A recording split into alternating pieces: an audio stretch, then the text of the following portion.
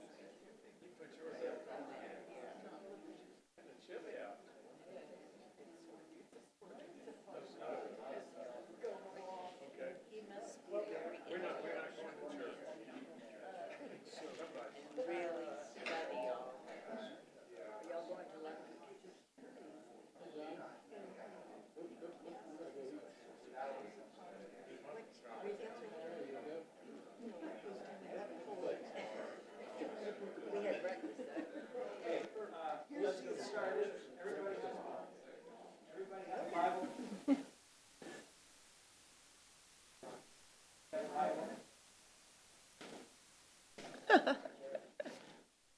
I'm signing the last one.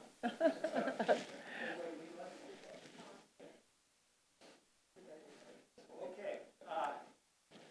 So we're here for our second session.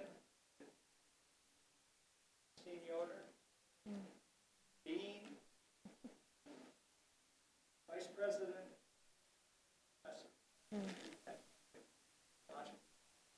So, without further ado,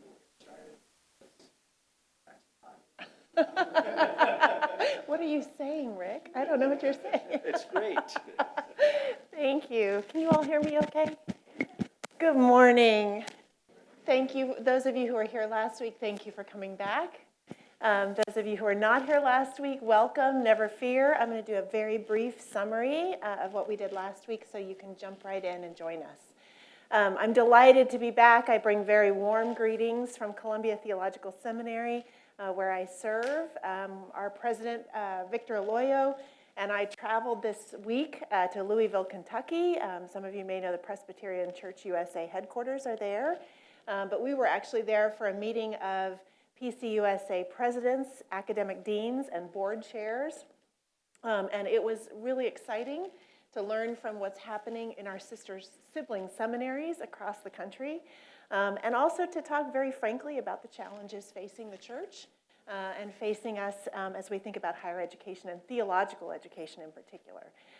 So I found myself thinking fondly of all of you, and knowing that at the end of this week or the beginning of the next, I was going to be continuing to think about the concept of wisdom and how very much we need it, always, but particularly in this season of great change and great challenge. So the topic is wisdom, and we are taking a particular look through the lens of the Old Testament, and even more precisely, through the book of Proverbs. And we're going to get to Proverbs today, or I cannot go home. You're going to stay until we get to the book of Proverbs. We started last week. I'll do a very short summary, and if you want to jump in, if you have anything to add you thought was important, please jump in. But we started last week by playing with a metaphor, that of a tree, to think about this concept. And I noted that ancient Israel, when it thinks about wisdom, associates it with a living tree. And that evokes, as we named last week, a lot of connections or ways of thinking about the concept of wisdom, including, perhaps most importantly, that wisdom is organic. It grows. It's rooted in the soil. It's specific to context. Certain trees thrive in certain places in the world and wouldn't thrive in others. So there's a contextuality or a locality about trees. We talked about how they're seasonal. They fruit sometimes, and at times like now, they are more barren looking. Not that there's not life and growth, but that it's very barren from appearance. We talked about flowering trees and fruiting trees and the power of the aesthetic beauty of trees. We talked about their resilience, the capacity of trees to bend in the wind and to keep growing in the harshest of conditions. We talked about how trees serve as dwelling places and playing spaces for those creatures who want to engage with the tree in all sorts of ways. The list goes on, but what I hope you hear as a kind of foundational thesis or claim from ancient Israel is that wisdom is not static. Wisdom is not universal, and wisdom is not fixed. It doesn't stay perpetually always the same. All of that is very important as we start to move further into the book of Proverbs. But I want to dispel the myth right out of the gate that when you open up the book of Proverbs, for example, as one of the wisdom texts in the Old Testament, that if you simply learn all the Proverbs, they will apply in all circumstances. What we know is that is not the case, and we'll see that much more clearly the deeper in we go. So we started with trees. We then turned to the task. Let me see if I can get this to move. Well, there we go. We talked about wisdom as a tree of life and all the connotations that that bears with the connections to Genesis 2 and 3, the tree of life in the Garden of Eden, and the connections to the tree of life in Revelation 22. And how other than those two places in the Christian scriptures, the only place we have mention of the tree of life is in Proverbs 3. And it is associated there by this text on the screen with wisdom, who is figured, as we'll see today and later, is figured as a woman in the middle of an urban city, likely Jerusalem, calling out to those who will listen to her. We then moved in last week to say, okay, let's come at this concept, abstract concept of wisdom, using a variety of different avenues. And we started with every culture has a wisdom tradition. Usually wisdom traditions are oral as they are developed. But at some point, it is often the case that communities begin to write down their wisdom. And I'm going to say a lot more about this when we get to Proverbs. But what we start to see emerge is what we call a family of texts that are loosely grouped around this concept of wisdom. So eventually we find cultures that have writing eventually put to script their wisdom tradition or aspects of it. So when we study ancient Israelite wisdom, we definitely study, I mentioned last week, ancient Egyptian, ancient Sumerian, ancient Mesopotamian, ancient Akkadian wisdom, so that we might benefit from the wisdom in the world in which ancient Israel did its search for wisdom. We talked about how there are 3 books classically described as wisdom literature in the Old Testament, and they're on the screen, Proverbs, Job, and Ecclesiastes. If you ever want me to come back and talk about Job and Ecclesiastes, I'm happy to do that. They're fascinating books in and of themselves as part of this tradition. And I noted it's an odd thing. I mean, if you think about the book of Proverbs, and you think about Job, and you think about Ecclesiastes, what you know of the content of those books, what a kind of motley crew this group is. I mean, if you hosted a dinner party, and you had Job, and you had Kohelet, who is the Hebrew name for the book of Ecclesiastes, and you had a sage or a couple of sages representing Proverbs, it would be a fascinating conversation. They'd have a lot to share. They'd have a lot in common. They also have taken on topics within the tradition that are complex, like innocent suffering in the case of Job. I also mentioned that with our Christian brothers and sisters globally, so our Eastern Orthodox, Roman Catholic brothers and sisters who understand other texts to be secondarily canonical or deuterocanonical, we have other wisdom texts. So the book of Sirach and Baruch and Wisdom of Solomon, all in that collection that really bridge us from the time frame and the traditions of the Old Testament into the New Testament period. So these are texts that actually date after what we think are kind of the latest Old Testament texts, all the way up into the 1st century CE. These are texts that also develop the traditions of wisdom. Most specifically, Sirach, in the case of Proverbs, Ben Sira, or Sirach, for whom the book is named, it was clearly a student of Proverbs. There's no question about it. Drew on some of the language, expressions, images of the book of Proverbs and developed them more fully. If time permits, I'll give you a taste of that.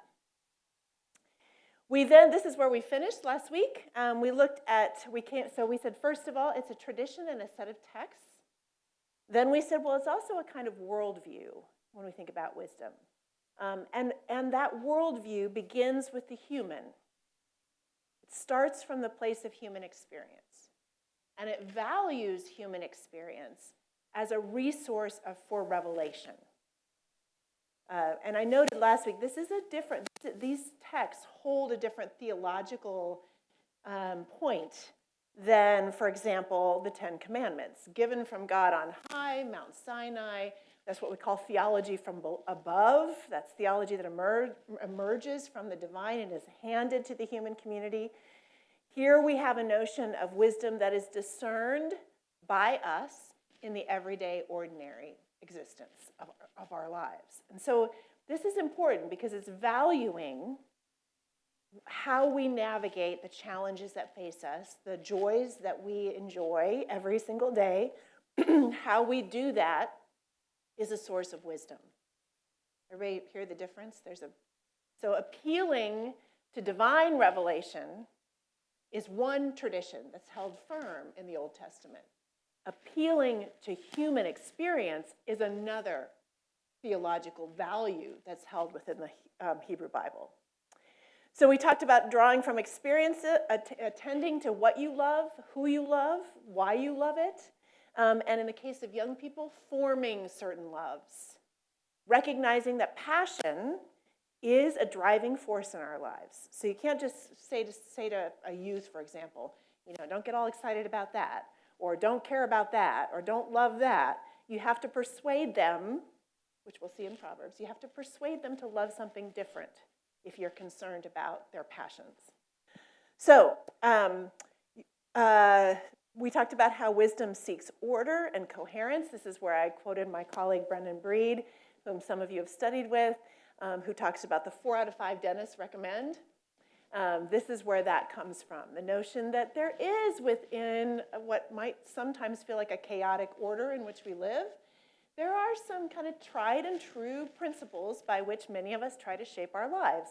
4 to 5 dentists say we should use this particular toothpaste. Now, whether you use that toothpaste or not, you are seeking the counsel of those who are experts in dental care. Okay, I'll leave the metaphor now, but you get the point. It's important that we are looking for ways that there may be some predictability, there may be some mechanisms for navigating astutely the environment in which we live. So seeking some sort of patterns, coherence, structures in creation. We talked about sources. I'm almost done, friends. Sources, and we named particularly right out of the gate the elderly. The value of gray hair, and what it symbolizes to the world, which is a life fully lived, a life survived.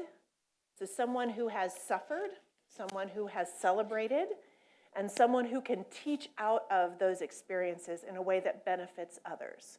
We talked about artists and craftspeople. We talked about the wisdom of other cultures, understanding that God has formed the whole world, and therefore, because God has created all peoples have something to share about divine wisdom and the wisdom of human experience. We also talked about the natural world, and I shared the go to the ant proverb. Go to the ant, this tiny, tiny little creature, and you will learn extraordinary things about what it is to be a creature of God. We ended with talking about the variety of forms. We're going to see more of this as we move into Proverbs. But I wanted to also emphasize the ways in which wisdom, because it's speaking out of human experience, is also going to speak about the very things we navigate in life. So topics of wisdom, what is it that wisdom takes up as its topics? The answer to that is vast, but as some examples, human speech. Human speech is probably the most dominant topic in the book of Proverbs. Who speaks?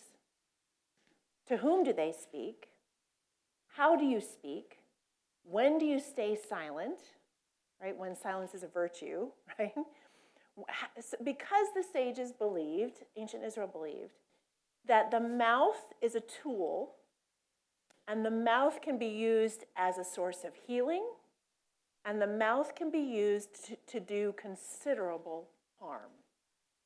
So the adage we all know well, sticks and stones may break my bones, but words can never hurt me.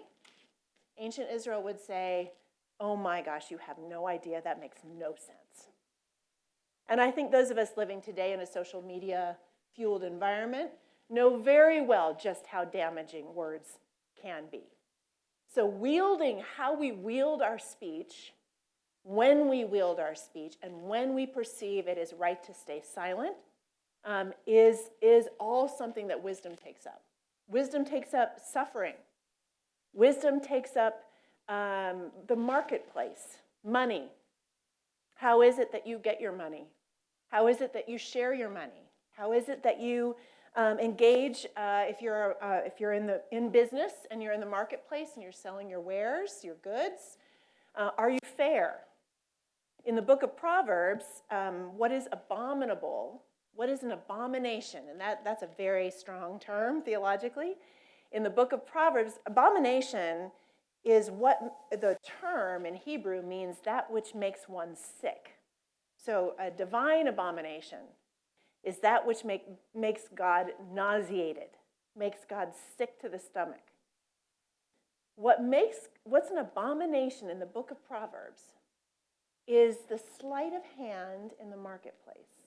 You just make the weights a little lighter. So it's the kind of thing you just think you can get away with. It's really kind of inconsequential. The person buying your goods probably won't even notice.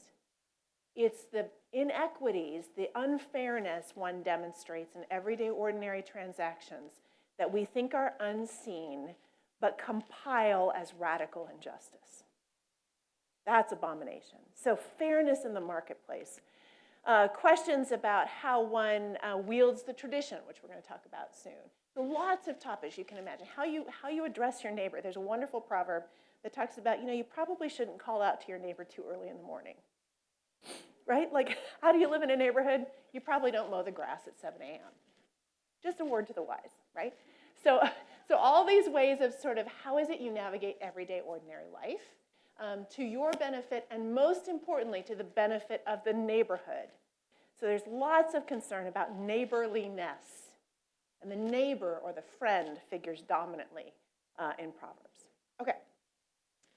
So now I want to move us to a fourth way of thinking about wisdom. And this, alongside a worldview, be thinking about a way of being. So wisdom is a tradition and text. Wisdom is a worldview, a way of engaging and seeking revelation. And wisdom is a way of being. And you probably, when you think about people you know in your life that you would say are wise, you will recognize these features to how they navigate the world. I want to speak about each separately and then speak about how they are interrelated. So the first aspect of wisdom is moral skill.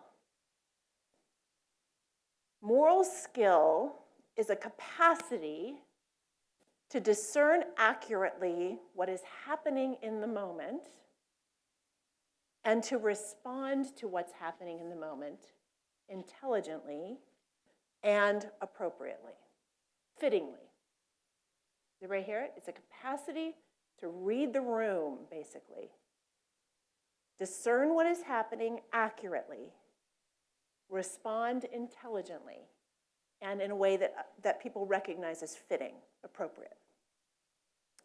Now, this moral skill requires of those who wield it a well-developed capacity to use one's senses. In order to read a room well, you need to be listening carefully.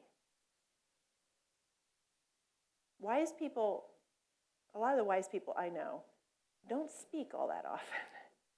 They're listening. They're watching. When they speak, everybody leans in. But a lot of wisdom is perception, paying attention, listening carefully, watching body language, seeing how people shift in their seats or how somebody's face lowers to express disappointment. That moral skill it requires all of the senses. So even if, for example, somebody can't see or somebody can't hear, there's still a way of feeling a room. So trusting one's gut. We often talk about trusting one's gut in a situation, right? There's intuition. There's a sense of you feel tension rising in the room. You feel it bodily. You feel tension rising in the room, shoulders rising among, right? All of this is playing into, right? You're valuing your own intuitions, your own way of perceiving the room. All of that needs to be well-honed and well-formed for a wise person to be able to discern accurately. Someone who simply relies on what's spoken is going to miss all the subtext. I'll give an example. As a faculty member who came to Columbia Seminary way too long ago, I grew up in Colorado, and I went to school in the Northeast, college at Swarthmore, seminary at Princeton Seminary. I come to Georgia. I've never been south of North Carolina. I married a North Carolina boy. I've never been south of North Carolina, ever. And I come here, and I'm sitting in my first faculty meeting, which faculty meetings they're in their own highly complex way. Some of you probably sit in faculty meetings, you know. There's the text, and then there's the subtext, and then there's all the subtexts that are happening in any meeting, but in this case, in a faculty meeting. I didn't know how to read the subtext, right? I didn't have any sense of Southern. It baffled me how much time we spent when we greeted one another, catching up with one another. Coming from the Northeast in Jersey, the first time I took my laundry to get washed, and I walked in New Jersey, you'd plop it on the counter and say, I'll pick it up Tuesday.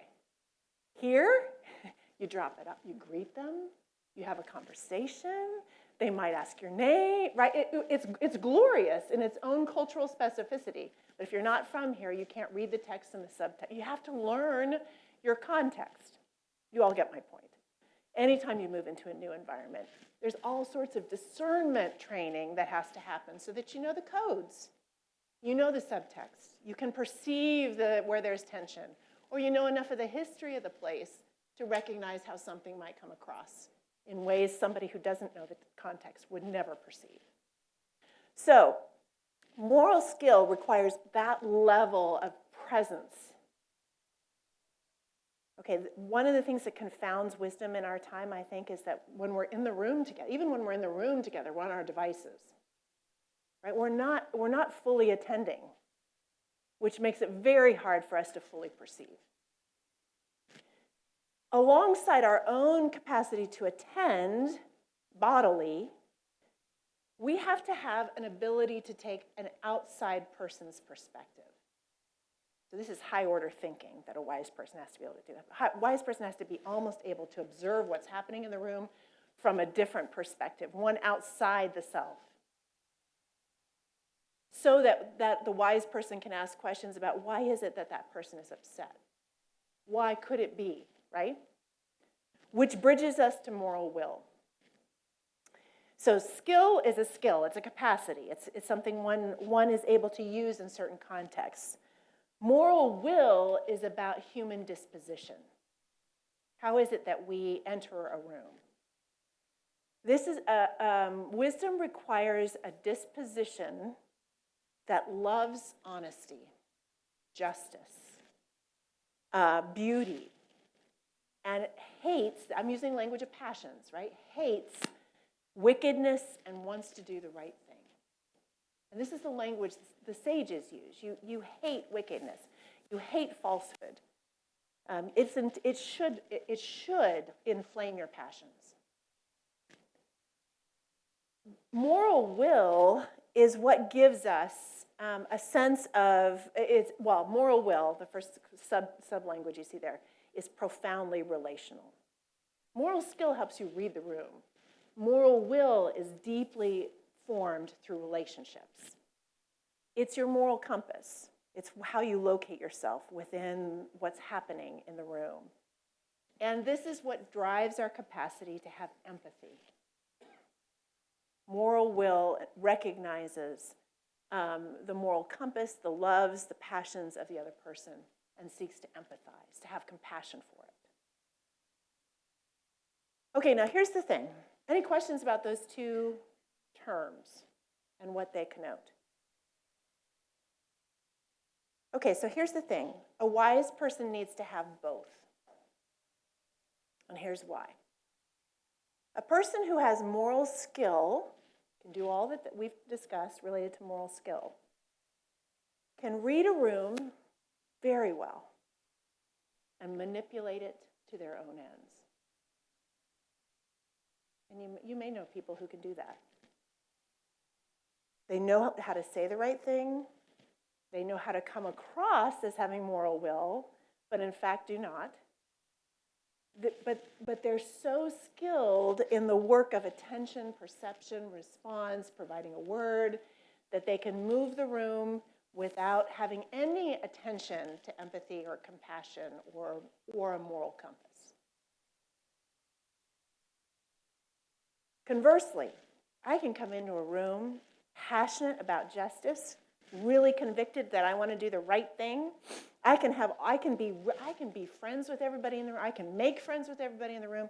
But if I can't respond intelligently to what's happening in the room and appropriately and move the room, I'm not going to get anything done. Does that make sense? So I bring it all in. I'm embodying a strong moral compass, but I don't know how to affect change. I don't know how to draw people into a project. I don't know how to actually perceive what's needed in the situation. Nothing's going to get done. So a wise person has to be formed in both of these, and it's incredibly hard work. It's one of the reasons why the sages say that the search for wisdom is perpetual. It is lifelong. There's not an arrival point. There's never a moment where you say, as we talked about last week, there's never a moment where you can say, I am wise. Because we're constantly needing to hone these skills, to shape this disposition, grow in our capacities to engage the world this way. It's incredibly hard work. Okay, any questions about that? All right. Two last things to say before we move into Proverbs. This is a tradition. Wisdom in ancient Israel is a tradition that is ascribed to the figure of King Solomon. Okay, so I see some nodding heads. All right, so let me give you some other examples, and then we're going to look at it. When you think about the law, Deuteronomy, who do you think of? Moses. Excellent. So good. Excellent. Good. Okay. When you think about the law, you think of Moses. When you think about the Psalms, who do you think of? David. Okay, so you're getting the point. Ancient Israel had a habit, it's not unique to ancient Israel, of ascribing certain traditions within its own corpus of texts to a significant historical figure. And David and Moses are immediately known. Moses with the law, David with the Psalms. The third thing you should add to that list is Solomon with wisdom. So Solomon's name gives authority and authenticity to wisdom sayings in ancient Israel. Not only his name, but especially his name. He's the quintessential sage of ancient Israel. And it happens even before he is king. So if you've got your Bibles, go with me on a journey to 1 Kings. I just want to remind you about some of these aspects of wisdom and Solomon. Do you all remember? You all remember, of course, he comes to the throne because Bathsheba and Nathan compel David on his deathbed, really, to make sure that Solomon is the next king. There's contention for who's the successor. Solomon, when Solomon becomes king, so if you're in let's see, I want you to go to, I want you to actually start. I'm in 1 Kings 3. This is really where his reign begins. Starting in verse 3, Solomon loved the Lord, walking in the statutes of his father David. Notice the only. He sacrificed and offered incense at high places. Okay, this is right out of the gate. What do you know about Solomon already? He loved the Lord. He walked in the statutes. Only he sacrificed in the high places. Are you 100% confident in Solomon's reign? Does everybody get the point? No, you're not. He loves the Lord. He's walking like David. David was celebrated for walking according to the statutes and commandments of God. You get the same up front with Solomon, but you get a but. But he's sacrificing and offering incense in the high places. What you know is this is going to unravel his reign. He's going to fall out of favor with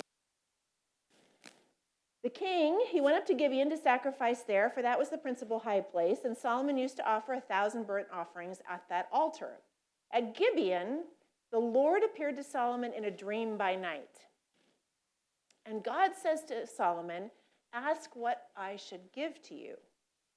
And Solomon says, so this is Solomon's wisdom early manifest, "You've shown great and steadfast love to your servant, my father David, because he walked before you in faithfulness and righteousness and in uprightness of heart towards you. And you have kept for him this great and steadfast love, and have given him a son to sit on the throne today. Now, O Lord my God, you have made your servant king in place of my father David, although I'm only a little child. I do not know how to go out and come in." This is the idiom, like I don't know how to, my goings out or my comings in. I don't know my right hand from my left hand. It's that kind of expression. "Your servant is in the midst of the people whom you have chosen, a great people, so numerous they cannot be numbered or counted." Here it is, verse 9. "Give your servant, therefore," notice, I'm amidst all these people who cannot be counted. What is it that I need? "Give your servant an understanding mind to govern your people, able to discern between good and evil." For who can govern this great people, right? Vast number of people. Who can possibly govern? Give me understanding. Give me wisdom. It pleased the Lord that Solomon had asked for this, and God says, "Because you've asked for this, and have not asked for yourself long life or riches or the life of your enemies, but have asked for yourself understanding to discern what is right," wisdom, "I will indeed give you a wise and discerning mind. No one like you has been before you, and no one like you shall arise after you. And then I also give you that for which you did not ask, riches and honor and so on. If you walk in my ways, keeping my statutes and commandments, just as David did, then I will lengthen your life." Okay, so from the very beginning, Solomon's reign is marked by this dream in which God asks for what is it you need, and Solomon recognizes in the moment, I'm just a small young thing, and these are a lot of people. It's going to take a lot of wisdom and understanding in order to be able to govern them. He demonstrates in that dream encounter a young wisdom. What you then find, he wakes up, and the very next story is what? The two women and the child. You all know this story. It's a classic story, right? The two women and the child. Whose child is it? King Solomon makes a stunning proposal for how we're going to find out whose child it is. What's the proposal? We're going to chop the child in half, and the argument is that the true mother, out of her compassion and fierce love for the child, will immediately protest. Does it work? It does, as a matter of fact. So what you have is a request in prayer for wisdom, and then an immediate real-life moment in which Solomon's wisdom is demonstrated. And the word of that wisdom spreads like wildfire, so that people all over the known world at the time learn of it. Now, one last thing I want you to hear. Jump over to to 1 Kings 4, verse 20. So there's descriptions of people coming to visit the magnificence of his rule, and then there's this. God gave Solomon, I'm in verse 20 of 1 Kings 4, great, very great wisdom, discernment, and breadth of understanding, as vast as the sand of the seashore, so that Solomon's wisdom surpassed the wisdom of all the people of the East and all the wisdom of Egypt. He was wiser than anyone else, wiser than Ethan the Ezrahite, and Haman, and Calcol, and Darda, children of Malhol. His fame spread throughout all the surrounding nations. He composed, here it is, 3,000 proverbs, and his songs numbered 1,005. This is why the Song of Songs is sometimes considered part of the wisdom tradition. Verse 33, he would speak of trees. He would speak of trees.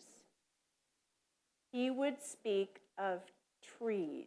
You all hearing it? Wisdom is like a tree. He would speak of trees, from the cedar that is in the Lebanon to the hyssop that grows in the wall.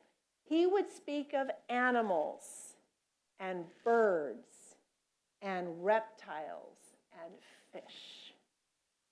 What's a source of wisdom? The natural world. The hyssop that grows in the wall, the reptile, the fish. People came from all the nations to hear the wisdom of Solomon. They came from all the kings of the earth who had heard of his wisdom. Okay, this is the reason Solomon is, these are the stories that give rise to Solomon as the celebrated sage of ancient Israel. His name is affixed to, you saw me mention in the Deuterocanonical materials, there's a book, it's an incredible book, called The Wisdom of Solomon, written in the 1st century CE, Common Era. Nonetheless, the crafters of that text attribute it to Solomon. Why? Because it hooks it into this long, rich tradition of Israel's wisdom. No way in the world Solomon wrote that. And yet it bears his name. All right, any questions about Solomon? Well, there are lots of questions about Solomon, but about this. Okay, last thing I want to say generally is to call your attention. I'm going to check the time. Let me check the time. Okay. The last thing I want to say generally before we turn to Proverbs is that this is a tradition. It's rather unique in this regard. This is a tradition within the Hebrew Bible that recognizes its own limits. This is a tradition that affirms that the human's responsibility is to live fully into the capacities that God has given us. Listening, attending, watching, engaging in building a moral compass, engaging with compassion, having empathy, capacity to read a room. Like all of those skills require high development and rich engagement. And all of that can yield for us wisdom. But the human wisdom based on our ordinary everyday experience only takes us so far. There is a place at which, and you see this especially in Job, but you see it in Ecclesiastes, you also see it in Proverbs. There is a place at which, a limit to human wisdom. Ecclesiastes uses the phrase over and over again, who knows? Who knows what happens when we die, says Ecclesiastes repeatedly. Do we go up, he says, or do we go down? Nobody knows. This is Ecclesiastes. This isn't me. This is Ecclesiastes. Nobody knows. And those who declare with certainty what happens have exceeded the limits of human understanding. You hear it? It's a critique of the tradition itself. Said differently, you see this in Job. Don't say more than you know. When Job is engaging with his friends, and they keep assuring him, well, if you would only confess to God, then God will forgive you and God will restore to you your children and your family and your home and your goods, right? If you would only repent, surely you did something wrong to Job. The readers know from the beginning of the book, Job is innocent. What does Job say to his friends? You're quacks. You're bringing the best of our theological traditions to bear on my suffering. I know what you're doing. I do it too. I'm a sage. I'm paraphrasing Job.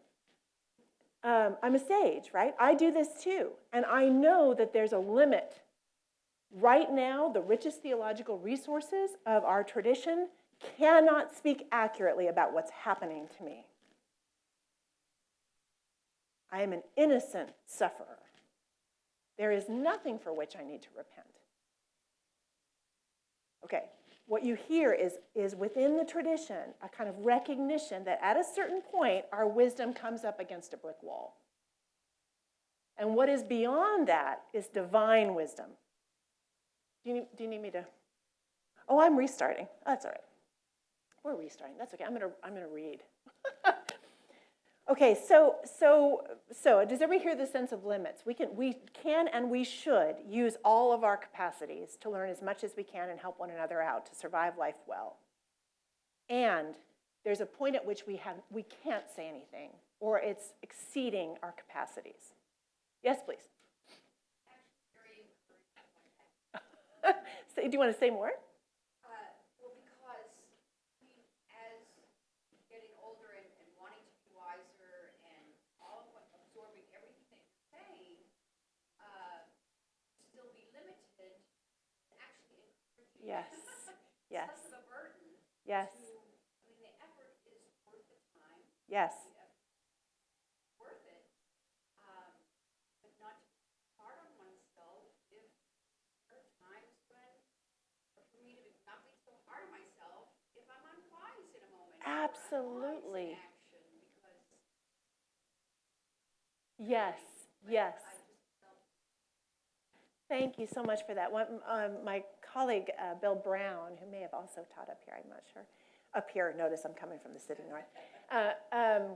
Bill Brown has a wonderful article on wisdom. He's also a wisdom scholar, and he's written a wonderful piece on failure and how the wisdom tradition really honors failure as a means by which we learn and recognizes that there are going to be moments where you're going to be doing the best you can, and your wisdom in the moment, your capacity to step in and offer something, is not actually going to be accurate.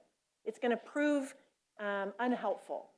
And that's not a means for a purpose for shame or for withdrawing from what's going on. Rather, it's a learning experience that we take into our knowledge. We hone it as part of moral skill and moral will, and we come back again better informed, better able to speak into it. So failure as a recognized and appreciated learning device is really important as well.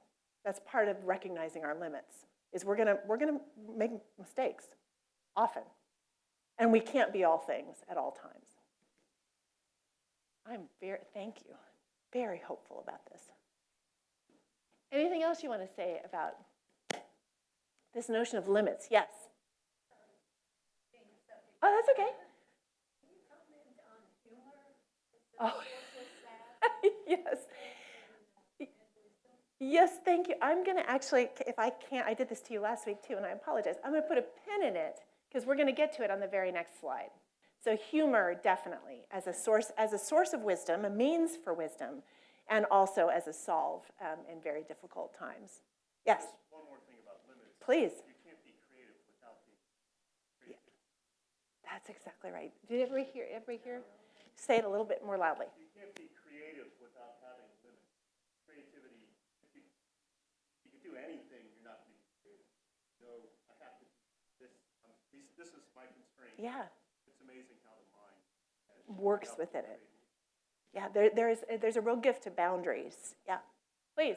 But in the context, like coming from the Old Testament and what God's there, you get more into the New Testament where they talk about faith of acceptance or understanding. Yes. Yes. That seems to be like Well said. in the Christian tradition, stepping a little beyond our limits. Yeah. Maybe that was the part of Christ. Stepping beyond. Well, what I hear in it is, and I love the connection you've just made. What I hear in it is that both a recognition of that which is beyond us to understand, and also a willingness to discern in the moment that I'm going to take that on faith, right? I'm going to trust in that, even though it's beyond my capacity to understand. So I hear resonance with the Old Testament tradition, that there are certain things I will believe on faith. Oh, great, it's back. Okay, so last thing I want to say about this limits thing, I use this a lot, and those of you who may have heard me use it, forgive me, but I find this very helpful. So we've talked about how wisdom in ancient Israel assumes a limit, a boundary, and beyond that is God and God's own wisdom, God's own presence. What that engenders as an idiom across the wisdom texts is the phrase, the fear of the Lord. This is what it's been called by one Old Testament scholar, the golden thread that knits together the book of Proverbs. It is the refrain. It's at the very beginning, as we're going to see in Proverbs 1:7, the motto of the book. The beginning of wisdom is fear of the Lord. The fear of the Lord is the beginning of wisdom. Fools despise wisdom and instruction. That's Proverbs 1:7. Fear of the Lord is the beginning of wisdom. Fear of the Lord is the beginning of wisdom.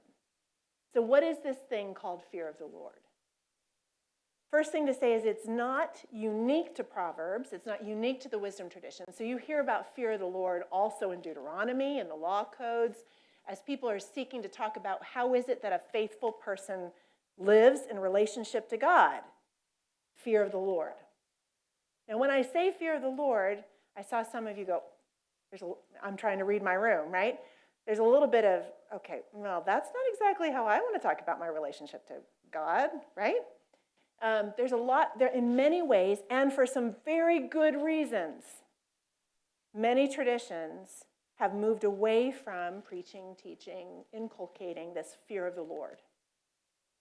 But for the ancient Israelite sages, the concept was imperative.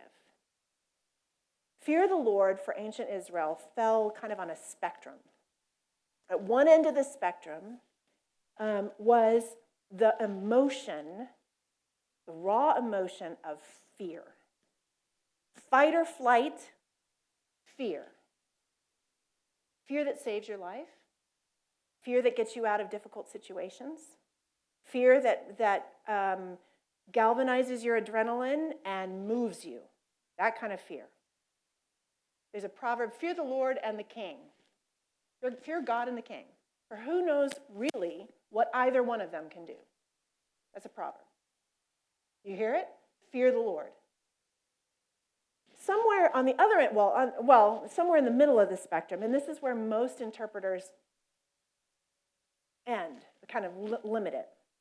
At the middle of the spectrum is awe, A-W-E, mysterium tremendums, trembling in the presence of the holy, being overwhelmed by who God is and the capacities of God, but being in a posture of piety, posture of obedience, posture of faithfulness. Do you hear it? So you often have commentators on the book of Proverbs, for example, render fear of the Lord as reverence or piety. It is that. It's also fear and trembling. It's also fight or flight fear. At the far end of the spectrum, a scholar named Michael Fox, celebrated wisdom scholar of our time, talks about how in some instances in these texts, fear of the Lord is really understood more as a conscience. A conscience that can do no other than be faithful to what God is doing in the moment. Like a conscience so driven by the right, the good, the just, the moral dispositions, the will, that it seeks to live fully in fear of the Lord as a manifestation of how one lives one's life. It's a conscience. Okay, do you hear the range? Ancient Israel says you have to hold, how it crafts its proverbs, you have to hold fight or flight fear, because sometimes that's the right response in the moment, awe, and conscience. Fear of the Lord is conscience. You have to hold the whole spectrum, and here's why. If you relinquish, oh my goodness, I'm just not going to look. If you relinquish the fear of the Lord, fight or flight, which is what we usually relinquish, you run the risk of reducing divine power and sovereignty. Some would say domesticating, right? Making it very comfortable. Making God somebody that fits your own understandings of who God is and will act in the ways that you expect God should act. Do you hear it? If there's no fear, as in the emotion fear, God behaves the way we think God should behave, God is understandable, all those things. God's comfortable. So Israel says you have to hold the whole thing. Because if you don't, you risk either reducing God into a neat little box or overinflating your own sense of self. Y'all hear it? Okay, so that's one way of describing what happens. But yes, yeah. Exactly. Thank you for being far more eloquent. So I'm going to use Dwayne. Dwayne has said it, and now I'm going to invoke another person about whom I'm a big fan, Barbara Brown Taylor. Some of you may know her Leaving Church book. This is starts on page 189 in her Leaving Church book. And her husband, as you might know, has gotten heavily involved with Native American communities. They're learning. She's reflecting on her own theology in concert with what he's learning. And I was flying to speak at some place. I was reading this on the plane, and I thought, oh my gosh, she says what fear of the Lord is in a way that until Dwayne I hadn't heard quite correctly. So are you ready to hear it? This is another way of thinking about holding this whole spectrum. So she's talking about these Native American groups that her husband's working with, and she says, I admired their sense of real risk, which kept the community from imagining God as a stuffed bear.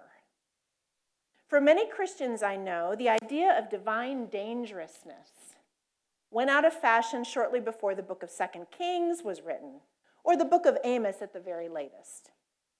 In the traditional understanding, Jesus put an end to all of that by volunteering to satisfy God's wrath. And since then, those who follow him have had nothing more to fear from God. God has become our great friend who would like to get to know us all a little bit better if we could only find the time. And if we can't find the time, well, that's okay. God loves us anyway. The fear of the Lord has become as outdated as an ephod. You all know what an ephod, the breastplate worn by the priests. And if you don't know what an ephod is, her point is made even more clearly. This is not true for Native Americans I know, whose divine meetings have included glimpses of the God who is as far above them on the food chain as an eagle is to a mouse. When they will talk about this at all, they don't speak like mice whose bones have been picked clean. They speak like mice who have been lifted high up into the heavens, where they have seen themselves, the world, and the lives they lead with terrible new clarity. Sit down again. They cannot look at anything the same way they once did, which means they cannot live the same way either. Here it is. Because their fear has proved to be the means of their own transformation, they don't want to get over it. Their time aloft has brought them as close to the eagle as most of them will ever get, which makes their terror appropriate. Their fear of the Lord and the Lord's love of them are two windows on the same reality. I'm going to read that last line one more time. Their fear of the Lord and the Lord's love of them are two windows on the same reality. Okay, I'm trying to read my room. Do you all hear how the difference? The fear is a source of transformation. The fear is a recognition of the chasm that if we truly believe that Yahweh, our God, is the sovereign ruler of the entire universe, then probably a whiff of fear, strapping on a helmet and putting on a, seatbelt when you go to worship, probably a good idea. So it's fear of the Lord, held rightly, is about honoring the stark reality of God is like an eagle. and really us more like mice or ants, creatures of God. We're more like the creaturely realm than we will ever be like God. Ancient Israel wanted us to remember that through this language of fear of the Lord. Yes, please. And then I'm going to move one last moment. We're getting to Proverbs.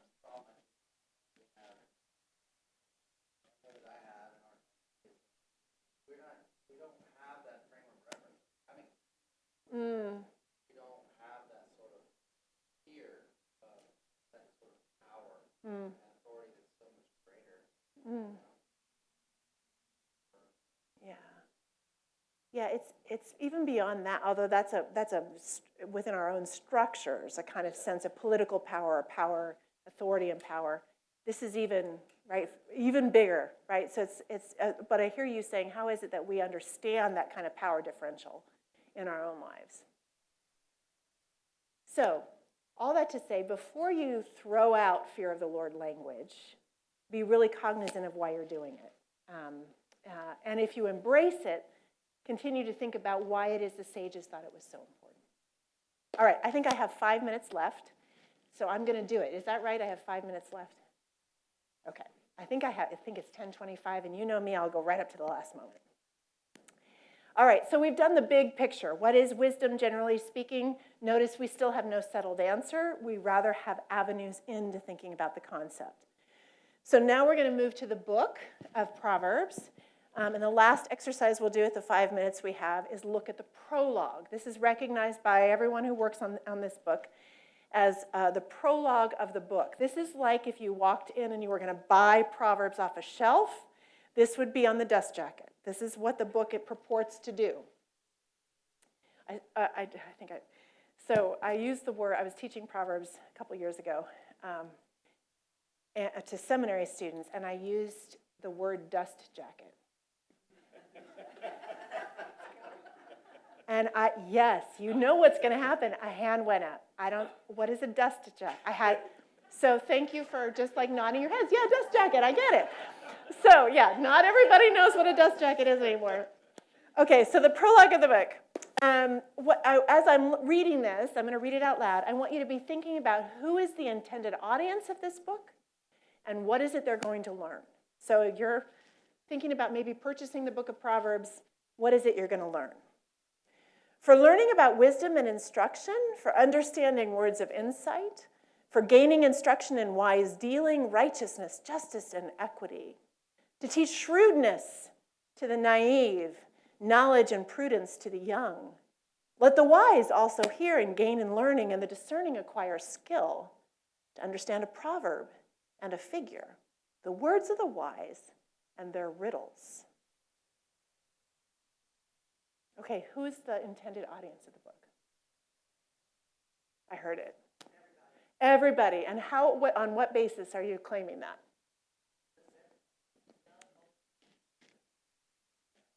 So specifically, this is what we do in seminary, tell me the exact language of the text. So you said young, the naive, and notice this is great Hebrew parallelism. The Hebrew works in parallel lines. Hebrew poetry works in parallel lines. So the naive, the word naive in Hebrew is peti, P-E-T-I. And what a peti is someone who, it's not that, if you're using a translation that says simple, let the simple also learn, I think it's a terrible translation, because simple or simple-minded in English discourse signals a certain kind of capacity. That's not what petty means. Petty means somebody who is young and not yet experienced, just hasn't navigated the world very long. Now, what ancient Israel understood about the petty is that if the petty does not receive guidance, isn't formed, isn't trained, they will go the way of wisdom. They will go the way of folly, right? They will get on a foolish path. But the petty, it isn't simple-minded or simple. It's just inexperience. So they're in parallel with the young. And then I also heard this is for everybody, not just the young and the naive. It's also for the wise and the discerning. And did you notice that the writers of this text actually interrupt themselves to make sure if you're a wise, or you think you're a wise person, you don't put it back on the shelf. I'm in a whole string of infinitives.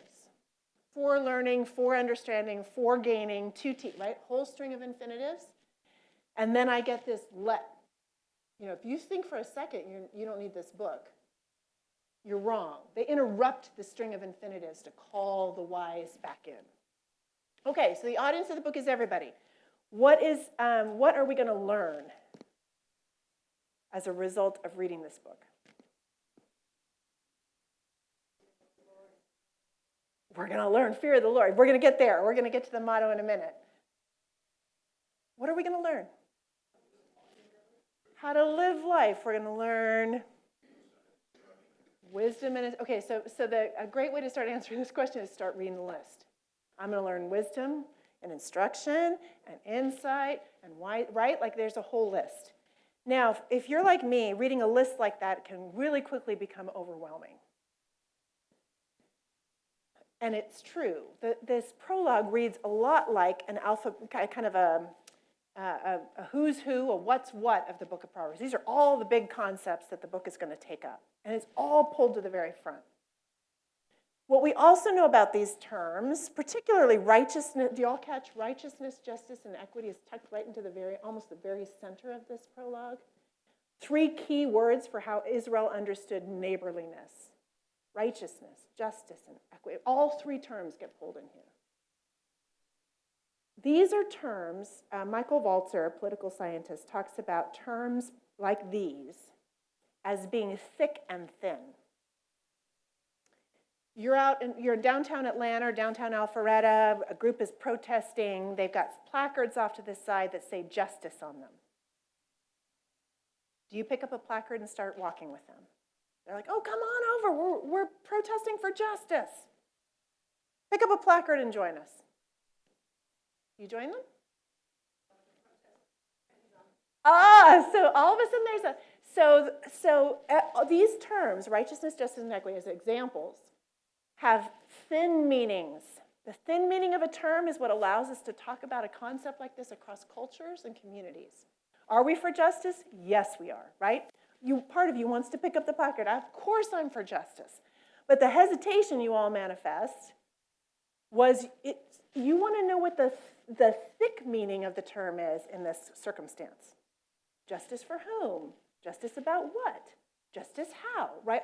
That's all about giving thickness to a term you're otherwise perhaps quite in favor of. These are concepts that communities, including our own, fight about. These are concepts that communities divide over. And the book of Proverbs says, I'm going to gather them all up, and I'm going to pull them to the front of the book, and I'm going to appeal to, this is my read of the prologue, I'm going to appeal to your interest in the thin meaning of these terms. The thin meaning of these terms, I'm about justice. I want to be about righteousness. Certainly, I'm all for equity. That's going to get me to buy this book. As you get further into the book of Proverbs, the terms, of course, become thick very quickly.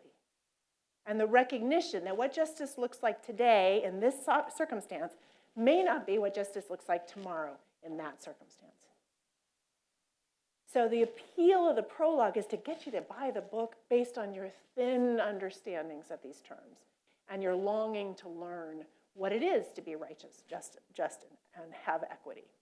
Last thing I'll say, because we're out of time, is back to the humor question. You'll notice that the words of the wise can also include riddles. What does that say to you? Maybe some humor. We'll get to humor.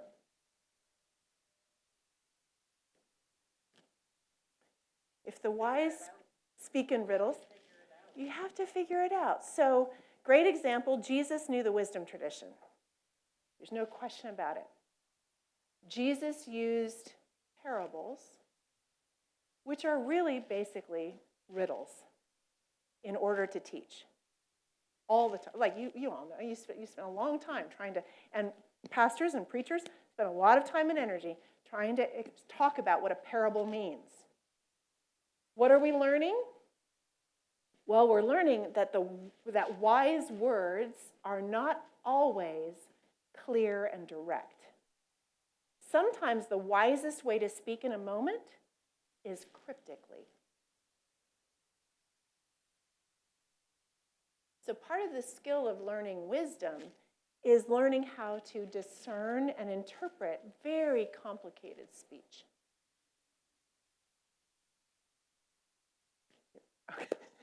Okay, I think I need to stop there. One last, sorry, as you're packing up. One last word. Oftentimes I get asked, shrewdness. I'm supposed to learn shrewdness by this book? This is the same term that's used, friends, of the serpent in the Garden of Eden, the crafty one. Now, we can talk about Genesis another time. There's nothing about the serpent that is evil. What distinguishes the serpent in the Garden of Eden is its craftiness, its shrewdness. It asks a question the human hadn't thought about before. Okay, many of you are like, okay, now it's time for Christine to leave because she just told me the serpent wasn't evil. The serpent is not evil, and I can make the case another time. But one of the ways that you can say, well, that term in and of itself can't be negative is because that Hebrew term is exactly the same term we see celebrated in the book of Proverbs. Shrewdness. The capacity to be crafty.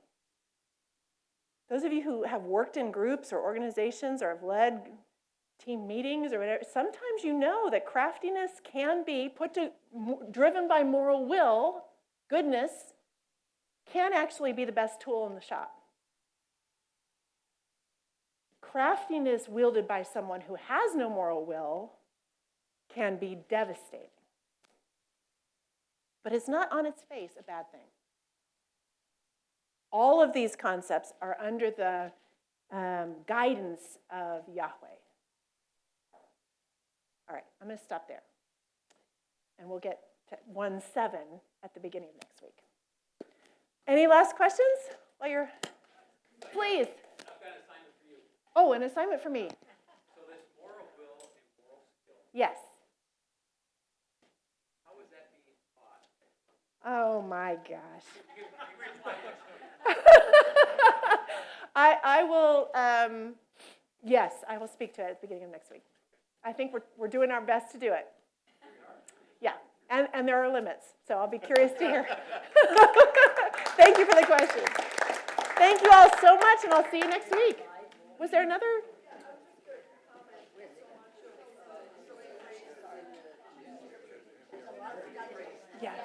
Yes.